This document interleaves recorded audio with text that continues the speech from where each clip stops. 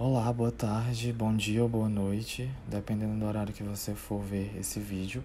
Meu nome é Jonathan Paiva e eu estou realizando agora o trabalho da disciplina de Mitologias Universais, juntamente com a minha dupla Beatriz Cavalcante. E esse trabalho tem como finalidade apresentar algumas características, economia, cultura da civilização grega. Na Grécia Antiga, o governo não era unificado como atualmente, e ele era formado por um conjunto de cidades e estados independentes, com suas próprias leis, sistemas econômicos parecidos, porém com algumas diferenças, e suas respectivas características. Mesmo com sua individualidade, na forma do governo, a Grécia possui uma unidade cultural. Eles falavam a mesma língua e aqueles que vinham de fora e não sabiam a língua deles eram conhecidos como os bárbaros. Possuíam também a mesma religião, sendo eles politeístas, a religião que acredita em vários deuses. E os deuses gregos, eles tinham como características pessoas antropomórficas, que era a forma de homens no aspecto físico e moral. Bem, outra característica que é muito relevante na história da civilização grega é que os Jogos Olímpicos eles foram criados pelos gregos a partir de 776 a.C. como uma forma de reverenciar os deuses do Olimpo. Esse grande festival acontecia de 4 em 4 anos e era realizado em Olímpia e possuíam diversas modalidades de esporte, como corridas, saltos, arremessos de disco e luzes corporais. Haviam também competições de poesia e música, e um fato que revela a importância desse evento era a parada de guerra, caso estivesse acontecendo alguma, para não prejudicar a realização dos jogos. Temos outra curiosidade também, que foi muito importante dentro da disciplina de matemática, como a gente pode ver atualmente, graças à matemática dos gregos. Eles fizeram grandes contribuições nesse campo, como, por exemplo, as regras básicas da geometria, a teoria dos números, a análise matemática e a matemática aplicada. Entre os grandes matemáticos gregos também podemos citar vários nomes, como Pitágoras, Euclides e Arquimedes. Foram os gregos também que desenvolveram a astronomia, que antigamente era tido como um ramo da matemática. A Grécia Antiga, durante toda a sua história, ela teve diferentes formas de governo. Os micênicos, que governaram a Grécia de 2000 a.C. a 1100 a.C., eles utilizavam a monarquia, que era a forma de governo onde o poder está na mão apenas de uma pessoa. Naquela época, o rei de cada cidade-estado vivia em um palácio na capital. E além da capital, existia uma rede de aldeias. As pessoas que viviam nessas aldeias pagavam os impostos para a figura no poder, seguindo também suas leis e dependendo dele para a sua segurança. Nesse formato de governo, o reinado era para a vida toda. E quando o rei morresse, o posto iria passar para o seu filho masculino direto. E quando não existia nenhum sucessor, seus líderes militares geralmente lutavam entre si para se tornar o novo monarca.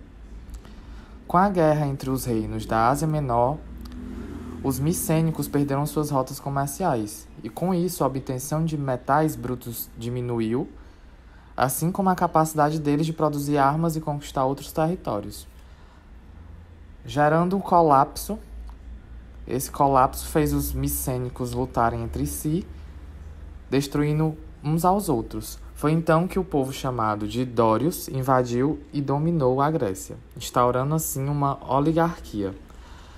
A oligarquia da Grécia antiga se moldou de que o poder ficou nas mãos de pessoas ricas e selecionadas. Geralmente, esses líderes tinham vidas luxuosas e usavam o poder militar para que suas leis fossem cumpridas. E com o passar do tempo, os oligarcas foram sumindo da Grécia. Em Corinto, eles governaram muito duramente e os cidadãos derrubaram essa forma de poder.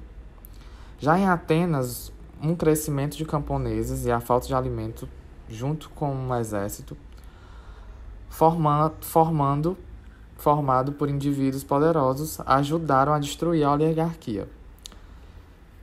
E por volta de 600 a.C., a tirania surgiu pela Grécia. Vários indivíduos, normalmente ex-líderes militares, ouvindo a classe média grega, tomaram o poder e prometeram atender às exigências da população. Esses líderes frequentemente eles mudavam as leis e ajudavam as classes mais pobres e davam à população uma voz no governo. Vários desses tiranos governaram por curtos períodos de tempo. Alguns se tornaram tão gananciosos e foram derrubados pelo povo. Bem, falando em tirano, um dos últimos tiranos conhecidos que teve uma grande importância na Grécia se chamava Hípias, que ele era de Atenas, certo? E os invasores espartanos e atenienses fizeram Hípias se demitir e abandonar a Grécia. Com isso, como consequência dessa renúncia, uma nova forma de governo ela foi estabelecida na Grécia, onde os cidadãos podiam realmente tomar decisões no governo. A democracia, a forma de governo em que o poder está na posse de todas as pessoas, ela se desenvolveu em Atenas. O principal órgão da democracia ateniense era a Assembleia dos Cidadãos. Ela foi aberta para todas as pessoas que fossem do sexo masculino.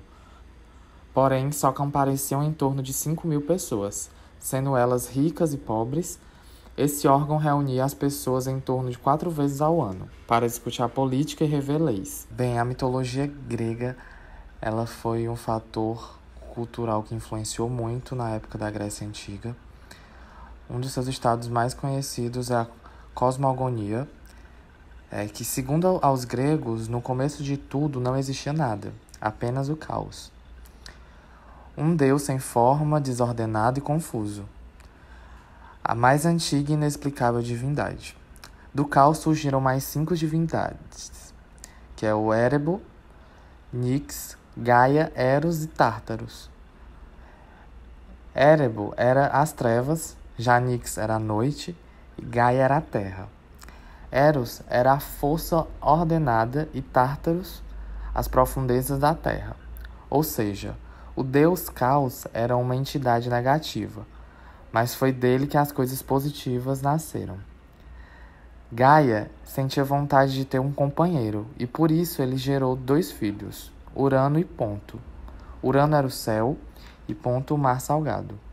Com isso, o mundo, segundo a mitologia grega, estava criado. Lá no alto, o céu. No centro, Gaia, com suas montanhas e terras banhadas pelo mar salgado, e nas profundezas, o Tártaro. E com isso, o caos se transformou em cosmo, que significa ordem em grego.